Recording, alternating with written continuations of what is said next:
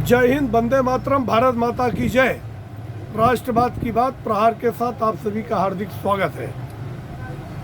तो दोस्तों, आज का जो विषय है वो लेटरल एंट्री के बारे में हम आप लोगों को एक्सप्लेन करने वाले हैं कि लेटरल एंट्री पे पूरे भारत में बहुत विद्रोह हो गया।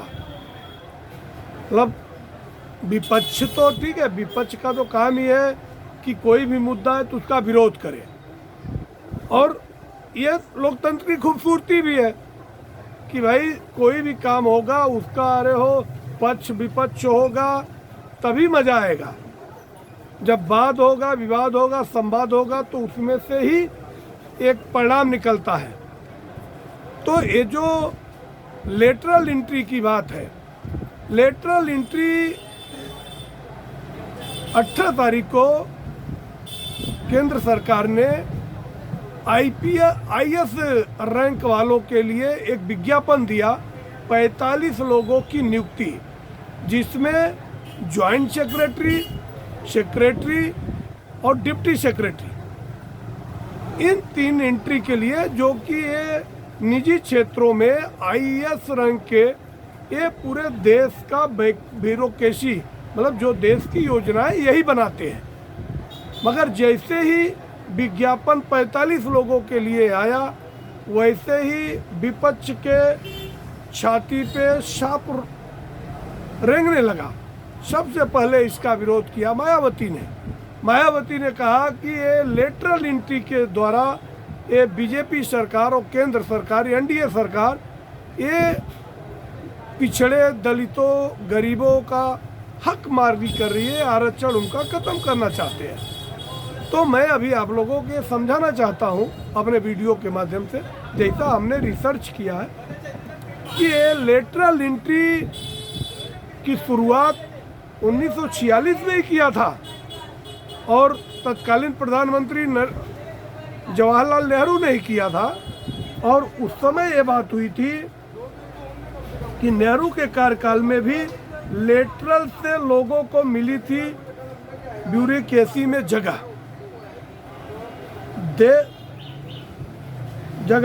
लोगों की क्षमता, 6 दशक पहले लोगों की क्षमता और विशेषज्ञता के आधार पर ओपन मार्केट में दर्जनों नियुक्तियां की गई थी।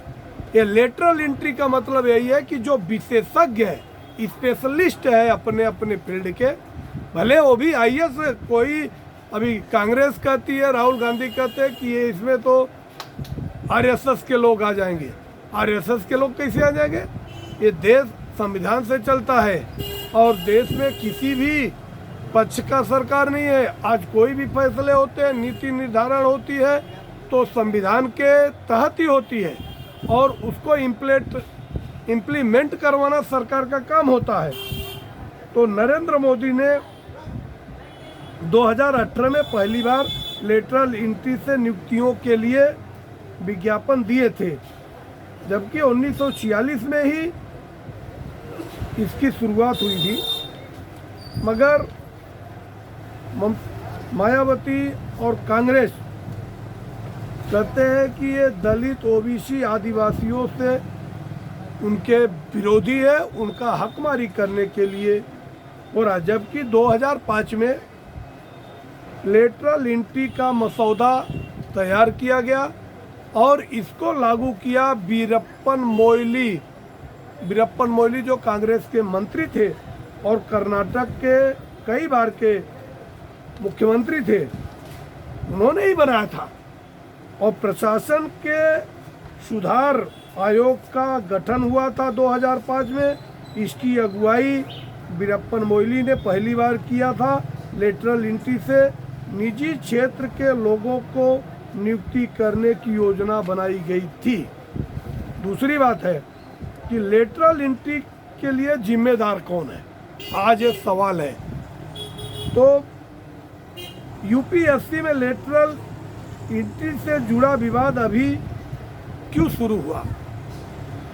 तो यूपीएससी ने 17 अगस्त को लेटरल एंट्री के जरिए भर्ती के लिए 45 पोस्ट पर वैकेंसी निकाली। पहली बार इतनी बड़ी संख्या में निजी क्षेत्र के लोगों को सरकार के सीनियर पदों पर रखा जाएगा।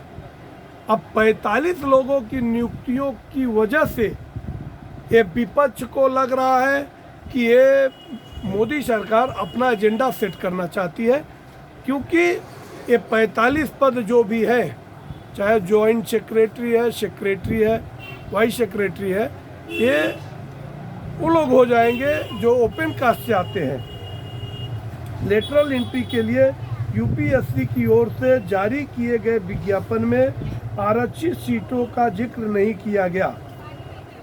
ये जरूर कहा गया कि इस पदों के लिए योग्य उम्मीदवारों का चयन किया जाएगा। 18 अगस्त को राहुल गांधी ने अपने एक्स पोस्ट पर लिखा कि लेटरल एंट्री के जरिए भर्ती में आरक्षण लागू नहीं किया जाएगा। ऐसे में इसके जरिए एससी, एसटी, ओबीसी का हक छीना जा रहा है। नरेंद्र मोदी यूपीएससी की जगह आरएसएस के लोगों की भर्ती कर रही है। संशोधन पर, ये संविधान पर हमला कर रहे हैं। फिर तेजस्वी यादव ने भी इसका विरोध किया, लेटरल एंट्री का, और आलोचना की। तो अभी जॉइंट सेक्रेटरी प्रशासन में एक्सपर्ट शामिल होते हैं, इसमें कंपटीशन की ज़रूरत नहीं होती है। मतलब ये जो नियुक्तियां होती है ये डायरेक्ट होती है। लेटरल एंट्री के जरिए सरकार ने संयुक्त सचिव, जॉइंट सेक्रेटरी, निदेशक या उप सचिव पदों के लिए भर्ती होती है। किसी सरकारी विभाग में सचिव और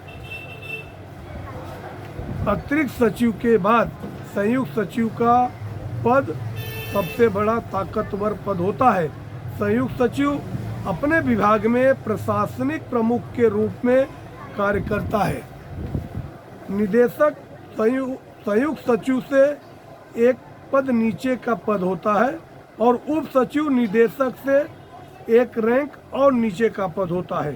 संयुक्त सचिव वह है जहाँ से किसी विभाग में फैसला लेने की प्रक्रिया शुरू होती है। यूपीएससी में 45 पदों पर लेटरल एंट्री की मैकेनिक वैकेंसी निकाली, क्या उसमें आरक्षण लागू नहीं होगा? इसका जवाब है, इस पर दो प्रकार की बातें हैं। अमित मालवीय कहते हैं यूपीएससी के जरिए निकाली गई वैकेंसी में आरक्षण लागू होगा। इंडियन एक्सप्रेस कहता है कि नहीं, इसमें आरक्षण लागू नहीं होगा।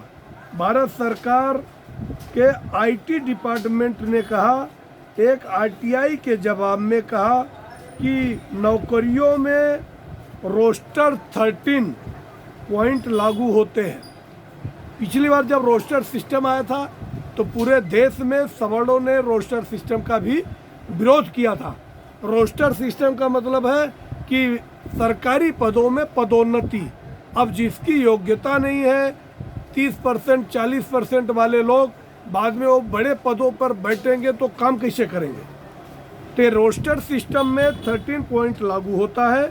और रोस्टर सिस्टम क्या कहता है, हर चौथा पद, मतलब जैसे अगर 4 पद होते हैं तो चौथा पद जो है ओबीसी का होता है, हर 7वां पद एससी का होता है और हर 14वां पद एसटी का होता है और हर 10वां पद जो है ईडब्ल्यूएस का होता है। ईडब्ल्यूएस में ये मोदी सरकार ने हर कमज़ोर सवर्णों को 10% आरक्षण दिया था, जिसमें मुसलमान भी आते हैं,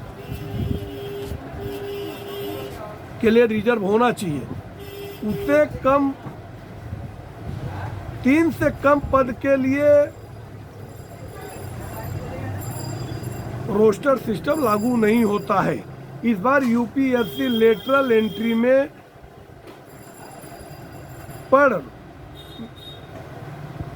पद पर वैकेंसी जो निकाली गई उसके अनुसार 6 एससी, 3 एसटी और 12 ओबीसी, 4 EWS के लिए पद होना चाहिए। हालांकि सरकार ने कानूनी टेक्निकल वजहों का लाभ उठाते हुए अलग अलग विभाग से उनमें उसे कम पदों के लिए विज्ञापन जारी किए, इसलिए इसमें रिजर्वेशन लागू नहीं होगा।